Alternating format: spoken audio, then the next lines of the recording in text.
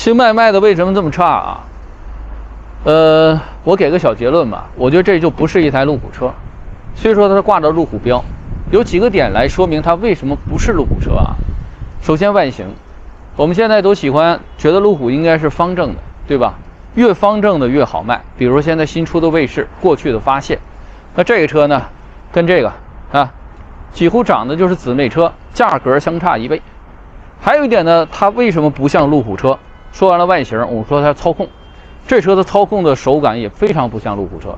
进去以后坐姿很低，因为路虎都是高的，这个车坐姿很低，而且也没有那个座椅的小扶手。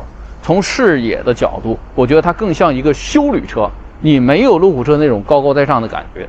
另外，行驶的质感，路虎车普遍呢是有惯性的，也就是它有越野车的那种行驶的表现，但是星脉开起来非常轻盈啊，没有什么惯性，特别是3.0这个版本。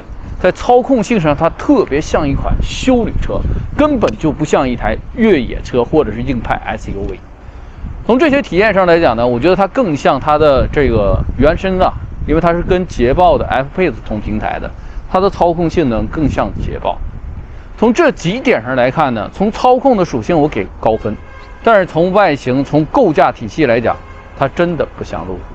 还有一点，它卖的最差的原因，还在于它当年把星脉上市的时候定位 X5 或者是奔驰的 GLE， 这样作为它的竞品，但你看它长成这个样子，它撑死是一根X3竞品。